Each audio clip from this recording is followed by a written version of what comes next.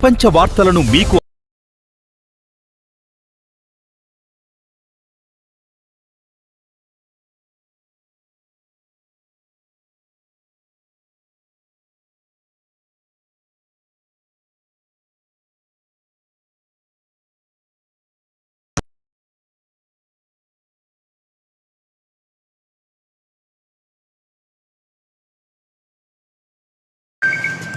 నా పేరు వై రమేష్, డిఎస్పిఎస్సి ఖమ్మం భద్రాద్రి కొత్తగూడెం చూస్తాను.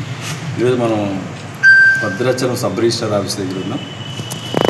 ఇక్కడ ఉన్నటువంటి SRO incharge SRO Shaik Kabir, ఈయన ఇంతకుముందు బోర్గంపాడులో ఎస్ఆర్ఓగా పనిచేశారు.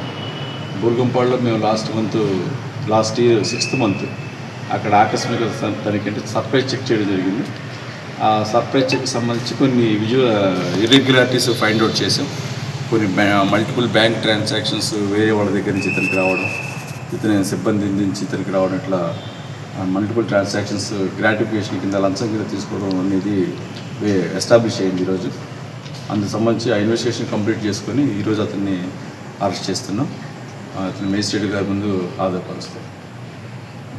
ఇంకోటి మీ అందరికీ పాత్రికేయ మిత్రుల ద్వారా జిల్లా ప్రజలకి రిక్వెస్ట్ చేస్తే ఏంటంటే, మా 1064 టోల్ ఫ్రీ నెంబర్ ఉంది. ఏ ప్రభుత్వ అధికారి అయినా మిమ్మల్ని లంచం అడిగితే మీరు ఆ టోల్ ఫ్రీ నెంబర్కి కాల్ చేయొచ్చు.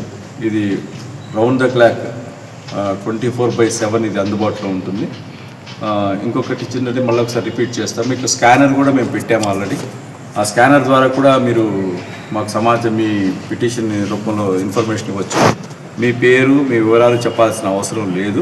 మీకు ఇష్టమైతే చెప్పచ్చు, ఇష్టం లేకుంటే ఓన్లీ సబ్జెక్ట్ చెప్తే సరిపోతుంది. దాని మీద మేము యాక్షన్ తీసుకుంటాం.